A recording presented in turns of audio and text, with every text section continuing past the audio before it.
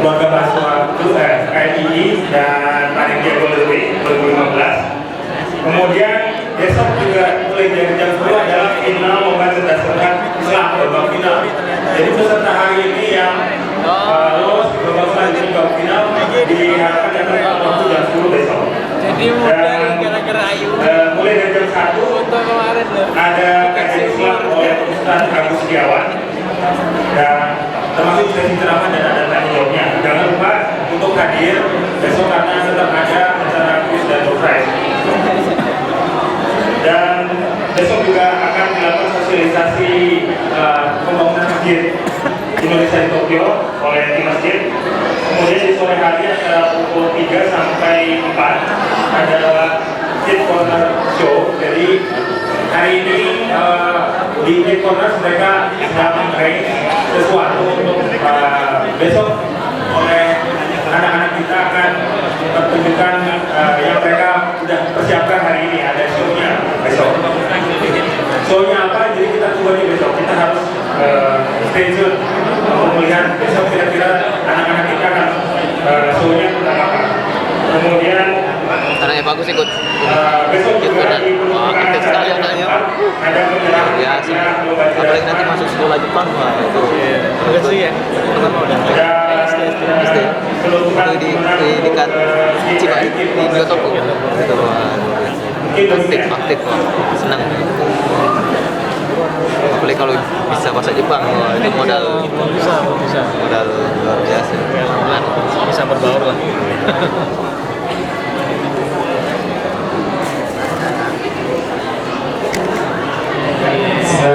Assalamualaikum warahmatullahi wabarakatuh. Masih belum fokus nih ya. Ulang lagi ya. Assalamualaikum warahmatullahi wabarakatuh. Waalaikumsalam warahmatullahi wabarakatuh. Ya, alhamdulillah. Alhamdulillah. Kita kembali lagi ya. Mohon maaf, tadi ada sedikit break. Ustadznya beliau istirahat dulu ya, sudah kenyang. Alhamdulillah. Ya, karena memang datang dari jauh dan mohon dimaklumkan. Ya, insya Allah kita akan segera melanjutkan sesi kedua, yaitu berupa sesi tanya jawab ya. Tapi sebelum itu dari panitia kami punya permohonan buat bapak yang ada di sebelah dekat pintu, mohon agak maju lagi ke depan ke sisi sebelah kiri saya, Mas Sukok misalnya, atau Mas Didi, kalau misalkan bisa lagi masuk ke dalam. Maju lagi ke depan, maju lagi ke dalam sini, karena kita masih ada sisi lumayan banyak ya, tapi ya nanti kan dipotong surat asal, tapi dimohon maju lagi. Yang depan mungkin bisa maju lagi, insya Allah, biar kita lebih khusyuk gitu ya. Oke, terima kasih atas kerjasamanya. Oke, kita akan lanjut lagi ya ke sesi kedua, yaitu sesi tanya jawab nih. Dari sesi tanya jawab ini nanti akan dipilih 3 pertanyaan terbaik, yaitu 3 pertanyaan terbaik dari ibu-ibu, bapak-bapak dan teman-teman semuanya, dan akan berhak untuk mendapatkan hadiah istimewa dari panitia insya Allah. Oke ya. Oke.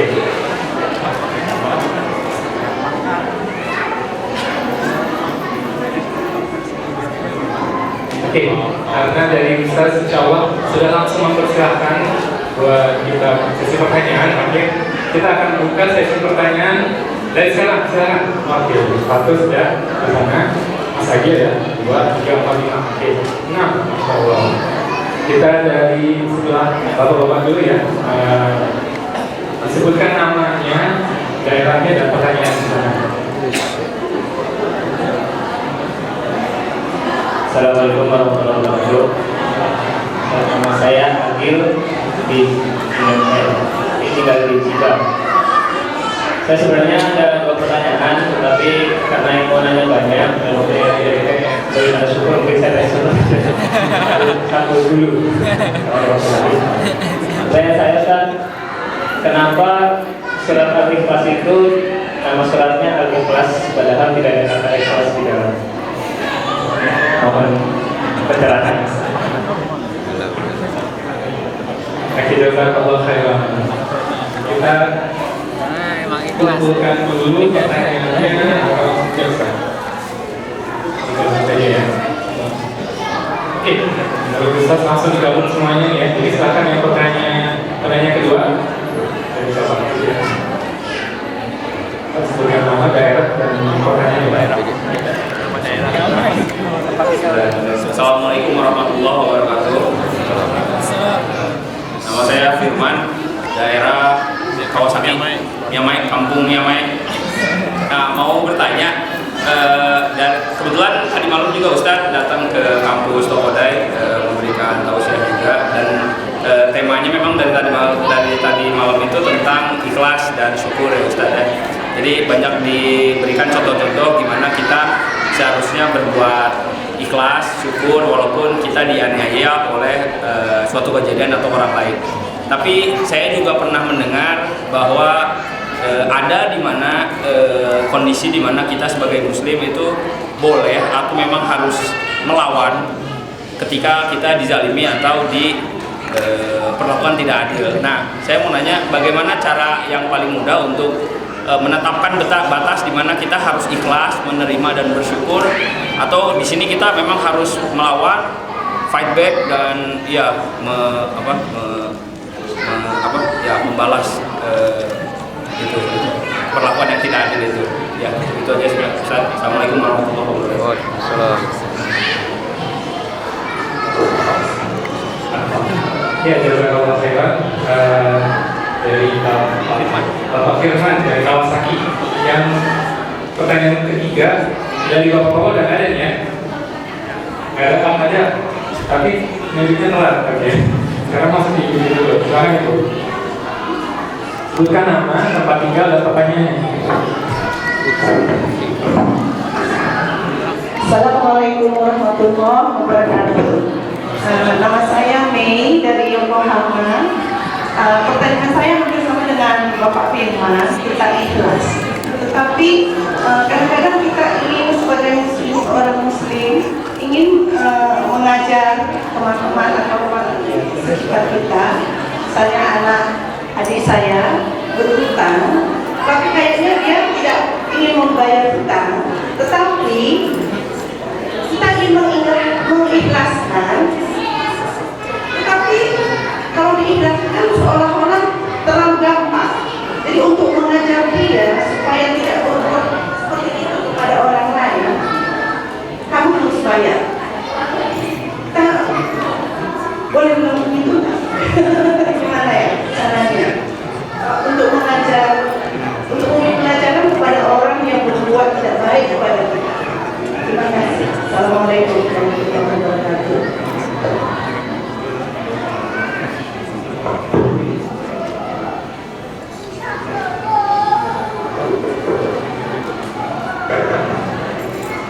Ada 3 pertanyaan nih Ustaz.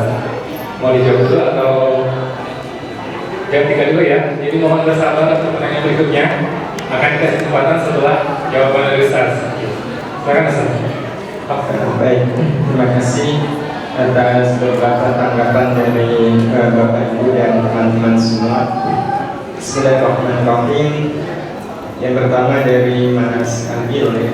Kenapa surat Qul itu disebut surat Al-Ikhlas? Padahal biasanya penamaan surat itu berdasarkan penggalan kata yang ada di dalam surat tersebut. Oh iya, kalau nelpon gimana ya? Nas itu diambil dari Qul a'udzu birabbil nas, Falaq, Qul a'udzu birabbil falaq, Zahab, Tapi segala internet pakai lain ya. seterusnya. Kalau Al-Ikhlas beda sendiri. Ya, kalau kita baca surat Al-Ikhlas, tidak ada satu kata pun yang menunjukkan makna Al-Ikhlas. Jawabannya karena memang lebih kepada muatannya. Jadi surat Qul itu berisi tentang hakikat ikhlas, tentang hakikat ikhlas. Dari ayat yang pertama, kedua, ketiga, dan keempat itu semuanya bicara tentang ikhlas.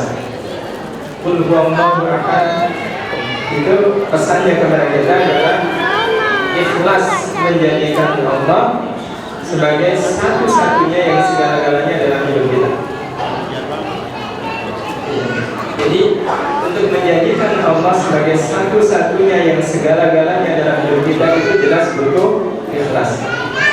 Artinya kalau orang belum mau ikhlas, mereka tidak akan bisa menjadikan Allah sebagai satu-satunya yang segala-galanya dalam hidup.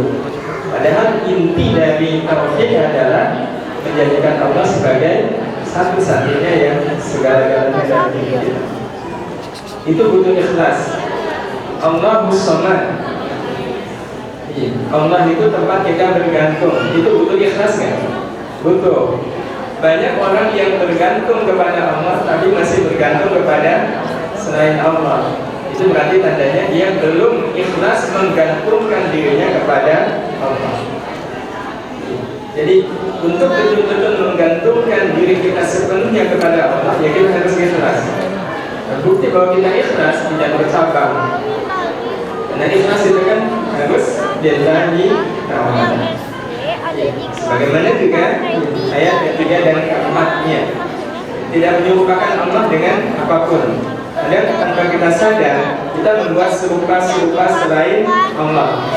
Sebagai contoh, kalau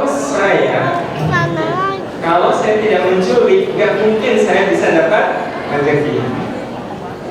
Atau contoh lain, kalau saya nggak jadi PNS, bagaimana mungkin saya nanti dapat rezeki? Berarti bagi dia pemberi rezeki itu siapa? Pekerjaan. Iya, pekerjaan. Padahal yang namanya bekerja itu sebenarnya bukan cari uang. Bekerja adalah melakukan yang terbaik untuk kebaikan. Iya. Kayak semisal teman-teman bekerja di pabrik misalnya, bayangkan kalau seandainya saudara bekerja di pabrik, niatnya untuk membantu apa yang dibutuhkan oleh orang. Bikin rice cooker misal, kan kalau niatnya saya bikin rice cooker ini untuk membantu para ibu memasak, itu berarti dia punya amal. Amalnya apa? Membantu orang lain. Kalau soal rezeki itu sudah dijamin oleh Allah Subhanahu wa Ta'ala. Dan bagaimana kita betul-betul ikhlas menjadikan Allah itu sebagai satu-satunya pemberi rezeki. Karena itulah kenapa Al-Ikhlas disebut dengan surat Al-Ikhlas. Surat Al-Ikhlas ini memang betul-betul mengajarkan kepada kita inti dari keikhlasan. Yang kedua, dari firman dan Ibu Mei bersama. Bagaimana ketika kita dizalimi? Apa kita ikhlas? Apa kita ikhlas? Sebenarnya memang nanti kita akan temukan bahwa dalam keikhlasan itu pasti ada ketidakikhlasan. Bisa dipahami? Belum ya? Ikhlasnya begini. Sebenarnya saya dizalimi itu ikhlas. Suaranya ini dari mana ngambil? Iya, ini bedanya tipis. Sebenarnya saya dizalimi itu ikhlas, tapi saya tidak ikhlas dia menzalimi orang lain. Saya tidak ikhlas dia berlaku zalim ke orang lain. Bisa dipahami? Jadi kalau kita melawan orang yang menzalimi kita,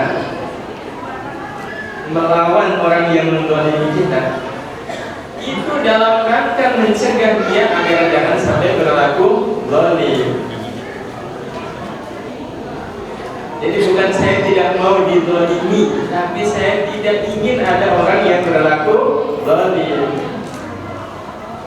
Nah, ini memang adanya di sini, di hati. Kalau saya melawan dia karena dia menzalimi saya, nah itu sama dengan kezaliman dibalas dengan kezaliman. Iya, sama zalimnya. Tapi kalau saya melawan dia bukan karena saya dizalimi, tapi saya ingin mencegah dia agar jangan berlaku zalim, maka keikhlasan kita itu menjadi punya nilai.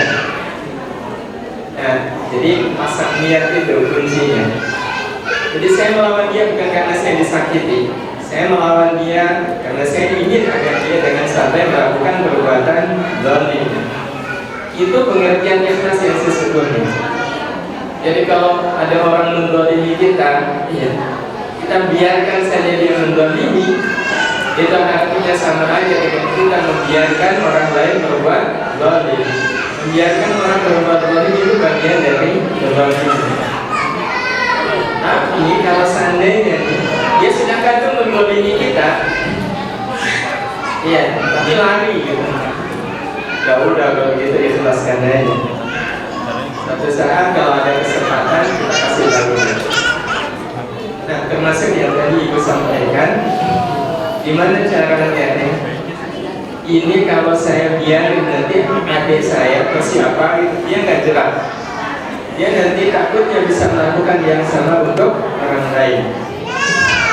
Bapak Ibu yang dirahmati Allah, memang dalam ikhlas ini ada logika yang ada, tidak sepenuhnya bisa dicerna oleh kita, oleh logika pikiran kita. Kita sering berpikir bahwa saya kalau mengikhlaskan itu akan membuat dia semakin menjadi-jadi. Sebenarnya logikanya tidak begitu.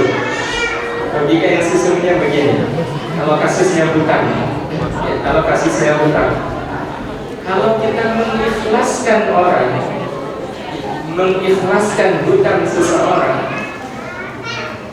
karena memang dia betul-betul nggak mampu, ya, betul-betul nggak mampu membayar.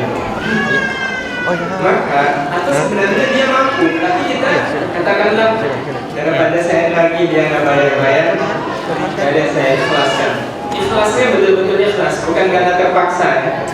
Karena ada juga orang ikhlas yang mau gimana lagi daripada saya bolak-balik lagi, nggak pernah jelas kapan bayar, mendingan saya ikhlasin. Itu dia ikhlas tapi dia tidak ikhlas dalam keikhlasannya. Nah, kalau kita betul-betul mengikhlaskan dengan sepenuh hati, Bapak Ibu yang dirahmati Allah, Allah akan memberikan kepada kita dua karunia. Karunia yang pertama adalah Allah akan catat kita menjadi orang-orang yang lapang, orang-orang yang sudah melakukan kebaikan untuk orang lain. Ini karunia yang pertama. Keikhlasan kita memaafkan dia, keikhlasan kita merelakan dia, itu akan dicatat oleh Allah. Catatannya adalah kita termasuk orang yang baik. Nah, anugerah kedua yang Allah berikan kepada kita, kalau betul-betul kita ikhlas, ini memang tidak pakai logika akal ya, tetapi logika kenyataan. Allah akan balikan hati orang itu menjadi orang yang sangat baik kepada kita. Dan itu banyak contohnya. Banyak contohnya. Jadi ketika kita memaafkan itu kemudian hatinya jadi berbalik. Siapa yang membalikkan? Allah Subhanahu wa Ta'ala. Dibalikan menjadi orang yang sangat baik kepada kita. Jadi akhirnya kita ya termasuk orang yang insyaallah ikhlas, alhamdulillah. Dan sekali lagi keikhlasan kita itu akan membuahkan hasil yang baik. Allah balikkan hati orang yang semula tidak baik kepada kita itu menjadi orang yang sangat baik kepada kita. Sebagai contoh, tahu Umar bin Khattab? Jahatnya bukan main ya, kepada Rasulullah waktu beliau belum masuk Islam. Sama Nabi diapakan beliau? Paman beliau Hamzah pernah bilang kepada Rasul, ya Rasul, kalau engkau izinkan aku hadapi Umar bin Khattab. Dia tidak lagi berlaku zalim kepada kaum muslimin. Apa kata Rasul? Hamzah, wahai ammi, wahai pamanku, jangan kau lakukan itu kepada Umar. Malah Umar didoakan oleh Rasul. Didoakan baik atau buruk? Baik. Hasilnya apa? Allah balikkan hati Umar bin Khattab menjadi Islam. Itu sebenarnya kalau betul-betul ikhlas kita, ikhlas yang murni, hasilnya pasti seperti itu. Satu lagi, mungkin ini menguatkan kita mudah-mudahan. Ada seorang ibu yang dia merasa disakiti oleh anaknya. Jadi anaknya ini seorang putri yang Allah takdirkan beliau punya wajah yang rupawan, tapi orang tuanya itu dari keluarga yang tidak berada, keluarga sederhana, rumahnya juga di gang sempit. Tapi karena anaknya ya, yang wajahnya rupawan, Itu kan artinya pergaulannya masuk ke pergaulan teman-teman elit, sehingga rasa syukur anak ini menjadi tidak ada. Dia suka mencela orang tuanya gara-gara ibu miskin, gara-gara bapak miskin. Sampai suatu saat anaknya ini gak pulang selama 4 hari. Apa yang dilakukan oleh ibu dengan suaminya, ayah ibunya? Ibunya bilang kepada bapaknya, pada suaminya, "Pak, bisa jadi anak kita seperti ini kan urusan kita. Ayo Pak, maghrib nanti kita tobat kepada Allah dan kemudian kita lapangkan hati kita." Kan pergaulan yang makanya keluarganya itu merasa dipermalukan oleh anak. Tapi bapak ibunya kemudian betul-betul mengikhlaskan, berdoa, "Ya Allah, walau bagaimanapun dia adalah putri ini, saya ikhlas diperlakukan seperti apapun oleh putri saya. Yang penting balikan hati anak saya, ya Allah. Kalaulah anak saya seperti ini karena dosa kami, saya mohon ampuni dosa kami." Betul-betul mohon seperti itu kepada Allah Subhanahu wa Ta'ala. Sampai Isya, begitu selesai sholat Isya, anaknya tiba-tiba datang menubruk ibunya, minta maaf sejadi-jadinya, menangis. Dan si anak kemudian bilang begini, "Ibu, saya nggak tahu waktu maghrib tadi hati saya ingat ibu, hati saya ingat bapak. Iya, saya betul-betul nggak bisa menahan rasa ingin saya ketemu bapak ibu. Itu yang menyebabkan saya tinggalkan teman-teman saya, dan setelah itu anaknya menjadi anak yang saleh." Jadi dengan kata orang ikhlas itu tidak ada ruginya. Orang yang ikhlas itu berarti dia sudah masuk dalam penjagaan Allah, masuk dalam jaminan Allah Subhanahu wa Ta'ala, insyaallah. Barangkali ini tak hadis bin Iman. Saya boleh cerita pengalaman saya ke sini. Saya waktu di Bandara Cengkareng, saya bawa tas, tapi kemudian sama PKPU saya dititipi satu karton, satu kardus isi brosur. Waktu ditimbang overweight, iya, lebih dari 3 kilo. Saya tanya berapa tamahannya, 750.000. Lumayan juga nih. Saya kemudian bilang, "Ya sudah, kardusnya aja yang dibagasikan. Tas, iya, saya tenteng." Itu kan ujian, sejauh mana kita ikhlas. Iya, sejauh mana kita ikhlas. Saya berusaha untuk Bismillah, ini bagian dari karunia. Jadi saya akhirnya datang pesawat, bawaan pakaian saya. Tapi disinilah memang jawaban dari Allah Subhanahu wa Ta'ala itu hadir belakangan. Ternyata pesawat saya kan harus transit di Hong Kong. Saya udah bayangin bagaimana nanti saya transit, karena yang saya dengar bandara Hong Kong itu besar. Tapi apa yang terjadi? Subhanallah, karena pesawatnya terlambat, begitu turun dari pesawat saya sudah langsung disambut oleh petugas. Iya, langsung disambut oleh petugas. Jadi saya masuk pesawat itu dituntun sama petugas. Saya nggak perlu repot-repot. Iya, itu keuntungan yang pertama. Keuntungan yang kedua,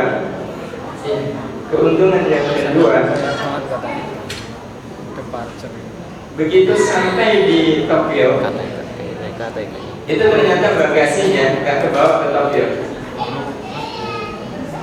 Itu kan kebayang kalau seandainya saya nggak dititipi kardus itu tas saya ketinggalan di Hong Kong. Ya mungkin sampai sekarang belum bisa ganti baju. Jadi ternyata dititipi kardus itu adalah bagian dari rencana Allah Subhanahu wa Ta'ala agar tas ini jangan sampai ketinggalan. Dan satu lagi, kalau ini nggak disangka-sangka, pihak maskapai itu memberi ganti rugi atas keterlambatan kardus itu. Tahu berapa ganti ruginya? Boleh disebut 10.000 yen. Gak disangka-sangka ya? Iya, gak disangka-sangka. Jadi apapun yang terjadi, kita tidak boleh kemudian langsung berurusan kok begini. Akan ada, tapi memang seperti ini, ya kuncinya sejauh mana sekali lagi kita mau. Ya, Allah. Jazakumullah khairan Ustaz atas jawaban pertanyaannya. Ini mumpung masih pada konsentrasi ya, jadi mohon maaf ada iklan sebentar dari yang tadi disebutkan oleh panitia masjid. Cuma sekedar mengingatkan, jadi ada program wakaf ya untuk pembangunan masjid Indonesia di Tokyo. Insya Allah ada ya nanti ada panitianya. Jadi dari panitia mengumumkan paket wakaf tunai sebesar 125.000 yen untuk luas lahan sebesar setengah meter persegi. Jadi jangan lupa dicatat ya, 125.000 yen untuk luas lahan sebesar setengah meter persegi. Sedangkan menurut panitia ada sekitar total 600 meter persegi ya. Jadi silakan hitung aja 1.200 kesempatan ya. Maksudnya yang mudah-mudahan buat teman-teman nih, apalagi yang bapak-bapak yang sudah bekerja dan memiliki kelebihan rezeki, silahkan. Nanti akan Ramadan sudah dekat nih, jadi silahkan direncanakan keuangannya. Jadi 125.000 untuk setengah meter. Kalau satu aja berarti ya silahkan ini sendiri ya, insya Allah. Silahkan dipertimbangkan buat Masjid Indonesia Tokyo. Oke, itu kita sudah selesai. Kita lanjutkan ke pertanyaan berikutnya. Tapi sebelumnya tadi nggak ada tanggapan ya dari Mas Agil, dari Pak Firman atau dari Ibu Mei. Kalau tidak ada, kita lanjutkan ke pertanyaan berikutnya pada Mas Dedi satu. Ada ini Ibu satu. Nggak ada ya? Oke, berarti dua pertanyaan.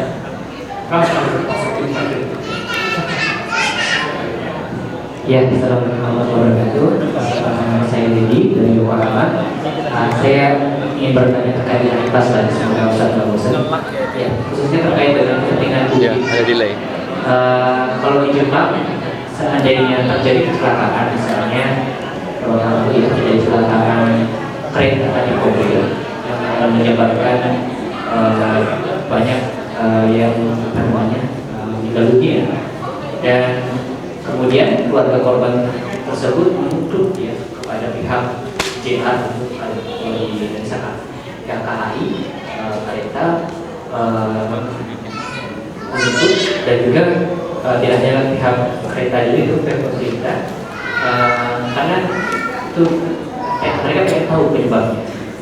Yang pertama, kemudian mereka ingin agar kecelakaan itu tidak terulang lagi.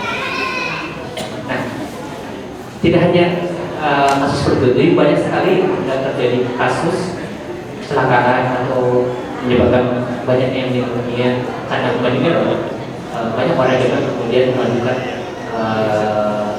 ke pengadilan supaya agar ada solusi terhadap kecelakaan tersebut.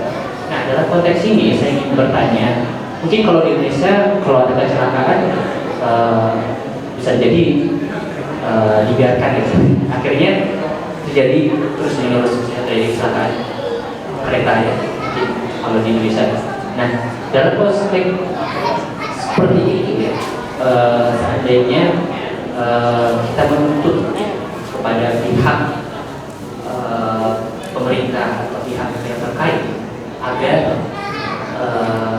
hal itu tidak terulang lagi seperti yang dilakukan oleh banyak orang Jepang seperti itu. Dalam konteks tersebut, apakah itu bisa dimaknai, tidak bisa dimaknai oleh ikhlas atau bagaimana? Seperti itu. Mungkin itu pertanyaan dari saya. Oke, jazakallahu khairan kepada Pak Dedi. Lanjutnya pertanyaan dari Ibu. Tadi seperti ya Pak.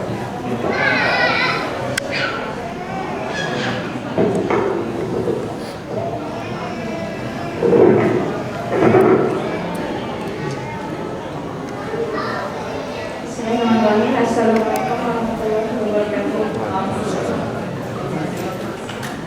Nama Husna dari Indoka. Yang ingin saya tanyakan, kebanyakan orang ketika memberikan sesuatu kepada orang lain kan kepada barang-barang yang tidak disukai atau yang tidak dipakai. Sedangkan dalam hadis itu dikatakan bahwa tidak sempurna iman seseorang sampai dia menganggap saudaranya seperti dirinya sendiri. Bahkan dia bisa memberikan saudaranya apa yang barang yang paling dia sukai. Nah, yang saya tanyakan, apakah itu bisa dibiasakan? Dalam artian, ketika kita ingin memberikan, apakah bisa langsung ikhlas gitu? Ataukah kita bisa istilahnya membiasakan pertama mungkin masih berat gitu, selanjutnya mungkin nggak seberapa berat gitu. Ataukah itu merupakan suatu buah dari istilahnya ikhlas itu sendiri gitu. Jadi bisa nggak sih itu dibiasakan gitu? Jadi saya awal bapak dikasih, walaupun masih berat tapi nggak apa-apa dikasih dan sebagainya. Terima kasih. Wassalamualaikum warahmatullahi wabarakatuh.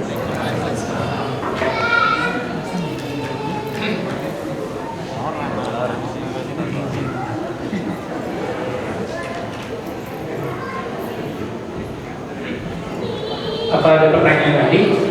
Oke, dari Mas Agil, menanggapi ya Mas?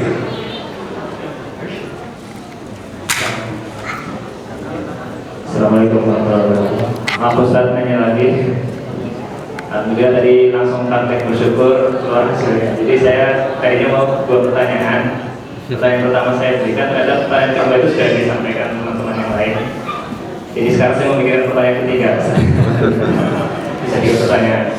Pertanyaan saya berkaitan dengan makna ikhlas itu sendiri. Jadi sebetulnya masih penasaran, kayaknya kok nggak paham dengan baik apa itu makna ikhlas selama ini.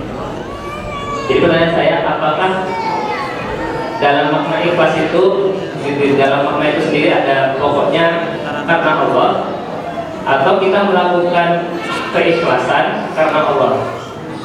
Karena saya mendengar kan akhirnya di YouTube sering berusaha banyak ceramah ya, saya mendengarkan di dalam itu ada mengatakan ikhlas itu tidak harus karena Allah.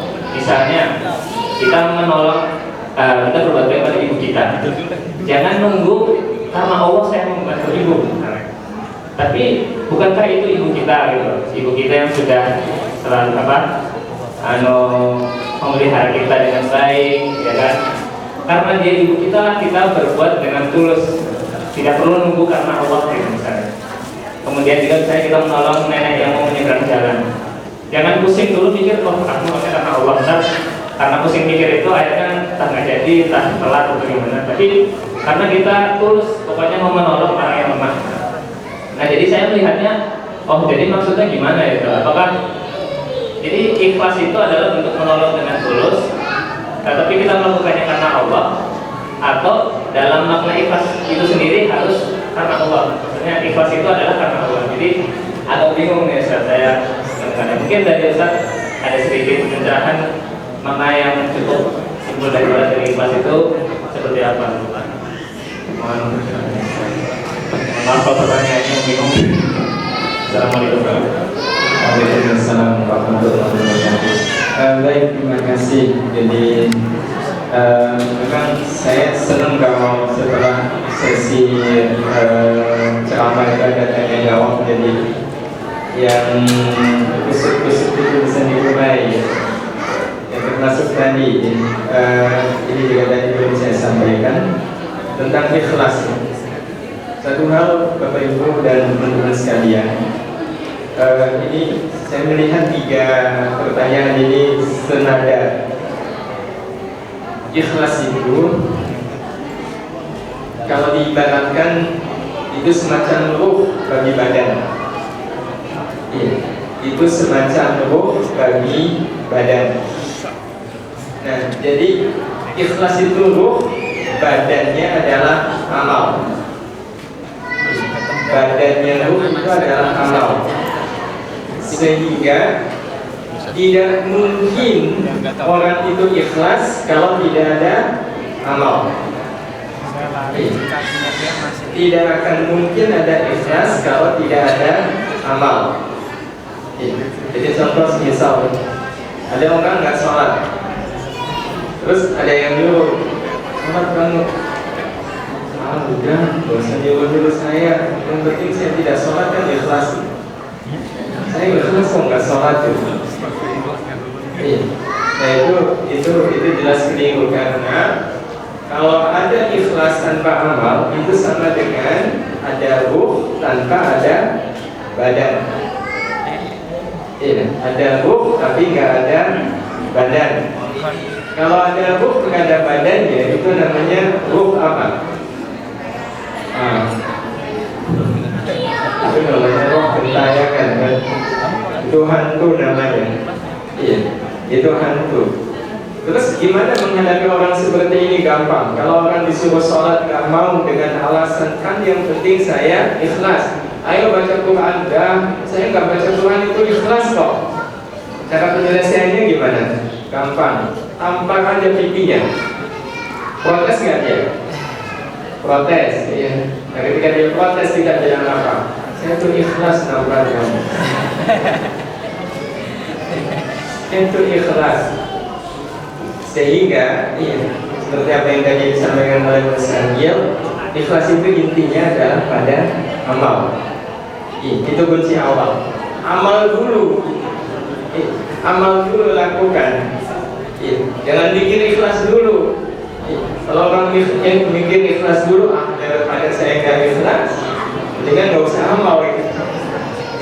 Seolah-olah dia mengatakan bahwa dengan tidak beramal saya bisa terjamin ikhlas. Enggak, jadi yang kita pikirkan adalah beramal dulu, itu benar. Jadi kotak infak, lewat gitu. Aduh, ini banyak orang yang lihat ya. Daripada saya nggak ikhlas, mendingan nggak usah aja lah. Nah itu roh gentayangan. Nah, tetapi kalau seandainya orang sudah beramal, lalu kemudian dia berpikir untuk sebab kalau orang beramal nggak pakai ikhlas, ya nanti sama nasibnya seperti badan yang nggak ada ruhnya. Ya, jadi ketika sudah beramal, buat amal itu menjadi amal yang hidup, dan karena hidupnya amal itu dengan ikhlas, berusahalah setelah kita beramal itu kita lakukan dengan ikhlas. Dan ikhlas itu pengertiannya adalah karena Allah Subhanahu wa Ta'ala. Karena Allah Subhanahu wa Ta'ala. Dan ini juga bagian dari karunia Allah Subhanahu wa Ta'ala. Belajar ikhlas itu caranya adalah beramal. Nanti ikhlas itu akan dihadirkan oleh Allah Subhanahu wa Ta'ala untuk kita. Bisa jadi memang awalnya agak sulit. Bisa jadi awalnya agak sulit karena dilihat orang, karena diketahui orang. Tapi kalau kemudian tetap memilih untuk ikhlas dan setelah itu berjuang, untuk menjadikan amal itu persembahan terbaik saya untuk Allah Subhanahu wa Ta'ala, nanti akan dibantu oleh Allah Subhanahu wa Ta'ala menemukan inti dari ikhlas itu. Sekali lagi bantuan Allah ini akan Allah berikan kepada orang yang mau berusaha.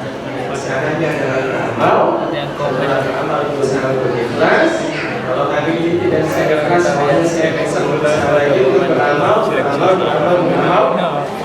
lagi itu yang nanti akan mendatangkan karunia dari Allah Subhanahu wa Ta'ala untuk ikhlas. Satu hal yang mungkin harus kita pahami, kadang cara Allah mengajari kita ikhlas adalah setelah kita beramal, ada yang memuji, ada yang mencaci. Dua-duanya adalah cara Allah Subhanahu wa Ta'ala melatih diri kita untuk ikhlas. Sehingga yang harus kita mengerti pada saat kita beramal dipuji orang, yang ada pada diri kita adalah pengertian saya sedang diajari oleh Allah untuk belajar ikhlas. Nanti ada yang menghina saya, saya sedang diajari oleh Allah untuk belajar ikhlas. Kalau kemudian kita menerima pujian dan cacian dari amal kita itu sebagai bentuk cara Allah Subhanahu wa Ta'ala mengajari kita untuk ikhlas, kita yang tidak kita lupakan, maka insya Allah ikhlas itu akan Allah hadirkan kepada kita. Dan bagi kita yang membuat kita bisa ikhlas adalah Allah, dan Allah punya cara bagaimana membuat kita ikhlas. Cara Allah sekali lagi adalah kadang ada yang memuji, kadang ada yang mencaci. Kita memahami bahwa fenomena ini sebagai cara Allah melatih saya untuk bisa ikhlas. Kita bilang kepada Allah, ya Allah, saya terima caramu mengajari saya untuk ikhlas. Saya terima pujian ini sebagai bukti Engkau yang memuji saya. Saya terima cacian ini, itu caramu agar saya menjadi kuat Dan kemudian saya menghentikan amal baik ini. Dan jangan-jangan ada yang berjanji atau mudah-mudahan dengan cara seperti ini karena mungkin ada ikhlas di dalam pemahaman ini. Jawaban yang insya Allah ya. Oke, semua sudah diterima dari Mas Agil. Tadi dari Mbak Husna udah ini ya, udah fit ya jawabannya. Oke. Ini sesi terakhir nih, sesi pertanyaan terakhir. Silakan kalau masih ada yang mencari apa namanya jawaban atau memberikan pertanyaan dari tema kita hari ini tentang ikhlas dan sabar. Dari Bapak, Mas, nggak ada pertanyaannya? Yakin ya? Oh ada satu. Oke. Dari ibu-ibu ada satu lagi. Nggak ada lagi ya? Oh ada dua. Oke. Saya berikan pertanyaan, nama, tempat dan pertanyaan ibu. Assalamualaikum warahmatullahi wabarakatuh. Nama saya Falisa Maria, tinggalnya di Tabasiku. Bukan bertanya sih, memastikan apa jawaban dari Ustadz tadi. Kalau saya simpulkan, berarti keikhlasan itu bisa datang kemudian ya Ustadz. Maksudnya ketika kita beramal, bisa jadi saat itu keikhlasan belum ada, tapi seiring dengan berjalannya waktu itu bisa ditumbuhkan dan amal itu bisa tetap dikatakan ikhlas. Itu aja. Terus udah itu aja.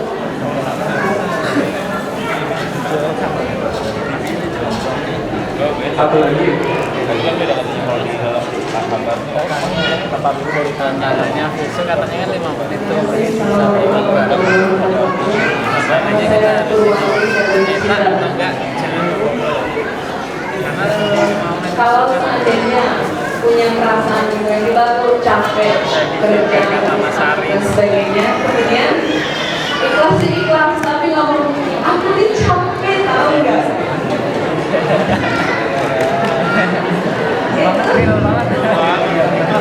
Niatnya sih ikhlas gitu, tapi kalau lagi capek bilang saya ini capek. Itu gimana Ustaz? Mudah-mudahan kita masuk ikhlas. Terima kasih. Assalamualaikum. kelihatan capek langsung saya kasih. Ntar saya nganter aja. Kayaknya pengalaman pribadi. Iya, dan itu pengalaman mewakili yang lain. Ya biasanya main sendiri. Iya. Baik yang dirahmati Allah Subhanahu wa Ta'ala. Ada perasaan bahwa kita merasakan capek. Kalau latihan nggak ada perasaan. Itu kenapa masalahnya? Karena kita melakukannya tidak dengan hati. Mau bawa nanti kalau kerebut. Iya. Karena kita melakukannya tidak dengan hati, tapi semata-mata melakukannya dengan badan. Iya. Bapak Ibu, capaian mana antara orang yang nyuci dengan orang yang lari? Capaian mana? Nyuci. Capaian nyuci. Secara fisik, nah ini kalau ini harus dipilih secara fisik antara orang lari sampai 2 kilo, 3 kilo dengan orang nyuci itu lebih capek mana?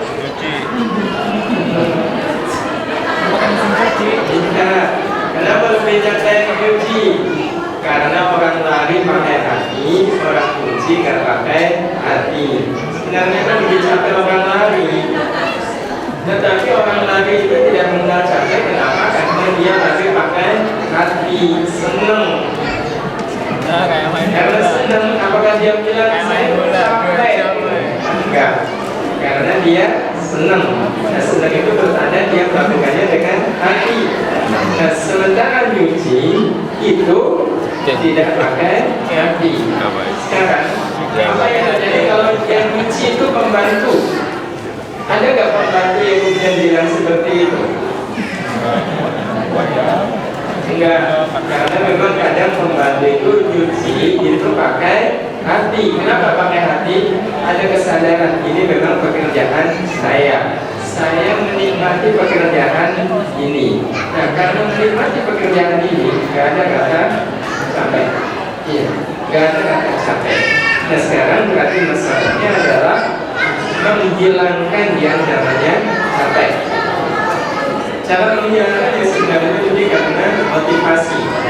Saya menyelesaikan pekerjaan rumah tangga ini sebenarnya untuk apa? Ada satu kata yang akan membuat kita insya Allah ikhlas. Saya bekerja sebenarnya ini adalah untuk kehidupan yang lebih baik nanti di akhirat. Saya berbuat seperti ini adalah untuk kebaikan nanti di akhirat. Kalau itu yang kita lakukan, tidak akan ada kata capek. Bahkan menderita itu tidak akan pernah ada bagi orang yang menyadari bahwa apa yang saya lakukan ini adalah untuk kehidupan yang lebih baik nanti di akhirat. Sebagai satu gambaran, cornernya di sana ya. Which corner? Jadi bekerja di Jepang udah selesai, bingung kan cari kerjaan lain apa? Cari-cari, ternyata ada yang nawarin di Indonesia. Ya, aku bisa jadi di Jepang. Tapi pekerjaannya jelas kotoran. Hanya berhubungan dengan yang begitu lah. Yang belum bercobaan, yang kotor, penuh dengan kotoran. Tadi saudara dijanjiin gaji sebulan 4 miliar. 4 miliar. Diterima nggak? Sebulan 4 miliar. Terima? Terima. Iya. Besok langsung kerja kan? Yang belum betul-betul di kotoran. Itu pekerjaan yang menyengsarakan nggak sebenarnya? Hah? Aslinya menyengsarakan nggak? Menyengsarakan. Tapi terasa nggak itu sebagai sebuah pekerjaan yang menyengsarakan? Terasa? Enggak. Kenapa? Yang bisa jadi kalau pas ada kotoran yang mengapung kan diambil, ditimbang, ini kayaknya 100 juta ada. Kenapa nggak terasa derita? Pak Presiden. Sekarang kalau kita beramal baik, apa balasannya dari Allah? Surga. Berapa nilai surga? 4 miliar. Lebih dari itu. Karena itu ketika kita yakin bahwa saya nyuci, inilah yang nanti akan mengantarkan saya ke surga. Saya nyapu, inilah cara saya agar saya bisa sampai ke surga. Seperti apapun susahnya kita menyelesaikan amal-amal baik akan jadi terasa ingat. Karena yang kita ingat adalah surga. Kalau surga berarti nggak ikhlas, enggak, itu ikhlas. Iya, itu cuma masalah bahasa aja. Kalau ada orang mengatakan bahwa orang yang beramal baik yang tadi dapat surga berarti orang yang gak ikhlas, itu orang yang tidak mengerti bahasa. Kita ke surga kan sama dengan ini dapat Allah. Iya, jadi itu soal bahasa aja. Iya, soal bahasa. Jadi kalau kemudian kita ingat bahwa inilah yang nanti akan mengantarkan saya ke surga sekali lagi, gak ada itu yang namanya derita. Jadi sebenarnya apa yang membuat kita tidak ikhlas itu lebih karena persepsi. Ya, seperti pertanyaan yang tadi yang perlu saya jawab secara spesifik. Memberikan yang kita sukai, ya, itu ringan atau berat? Berat ya. Padahal Allah sudah bilang begini di hadis yang tadi sudah disampaikan, ayatnya juga ada. Al-Imran ayat 92 awal disebutkan. Allah mengatakan dan kata wujud apat dan kumfikum lima wahidun. Kalian semua tidak akan mendapatkan surga sampai kalian mau memberikan apa yang paling kalian sukai. Itu syarat yang ringan atau berat dari Allah ke kita? Berat. Nah ini dia. Ini soal persepsi. Kalau kita bilang berat, maka beratlah kita